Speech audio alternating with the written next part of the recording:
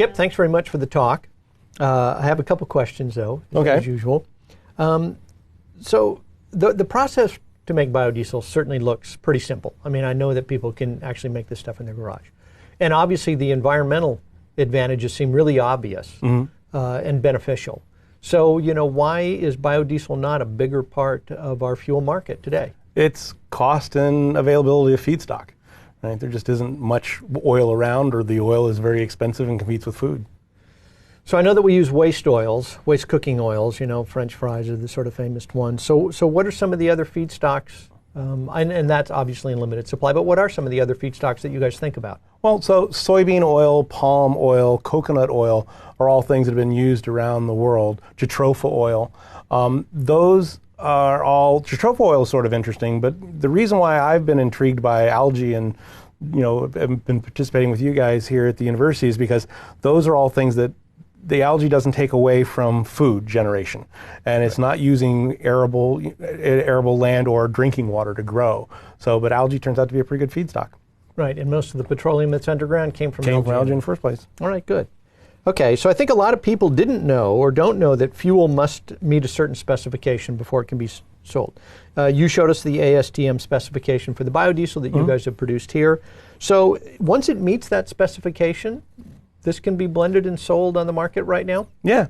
You have to be a licensed distributor. There's regulatory things you have to go through. Okay. Technically, you'd have to have a license and pay taxes, for transportation fuels and things like that. But the guy that makes it in their own garage, then it's ready to go. But the quality, as soon as it meets the ASTM quality, then it can be blended and put in anybody else's fuel.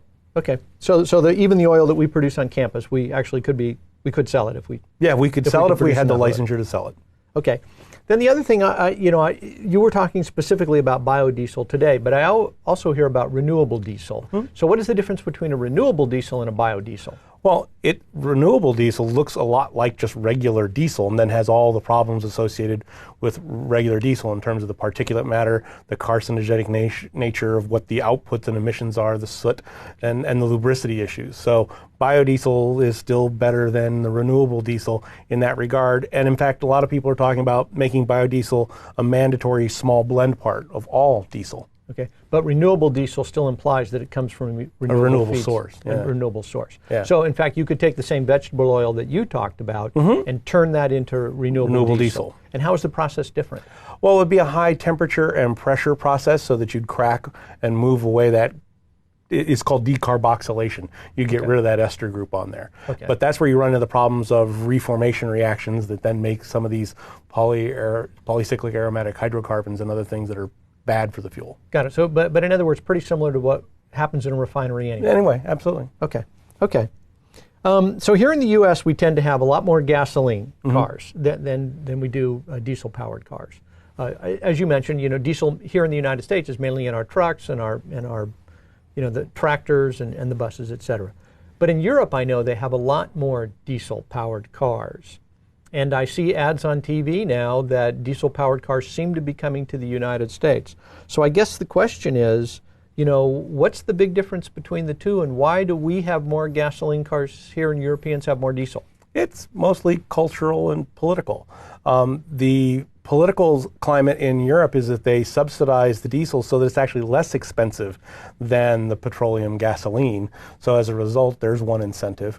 The other incentive is that at every gas station in Europe, you'd find a diesel pump. In the United States, it's maybe one in every 3. So the availability is a little different. There's also a different style in the driving. They tend to drive from city to city over longer distances, which really then value that heavier engine and the longer distance travel rather than a series of short hops that gasoline engines are really better suited toward. Okay.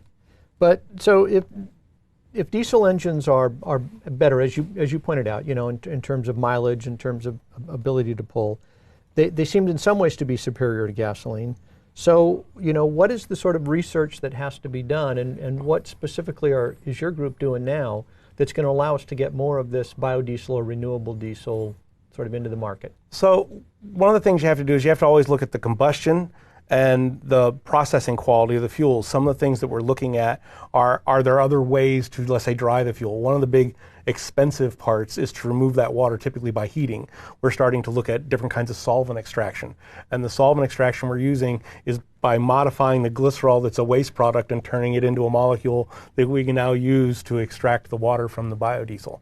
And so we're also looking at different ways to more effectively do the analysis. So for example, that X-ray fluorescence technique is only just now recently been used by ASTM. Before, it had to be the ICP method. So we're sort of moving in that direction. So that's what we're looking at.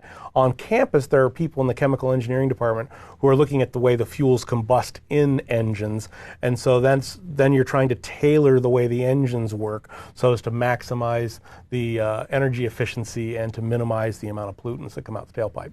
All right, excellent. So a good future for diesel, whether it's renewable diesel or biodiesel? I think you'll see more diesel cars on the road, right? Like the Volkswagens and the BMWs that are now starting to come to the United States, yeah. All right. Well, thanks very much for telling us today about biodiesel. All right, thank you. Thanks.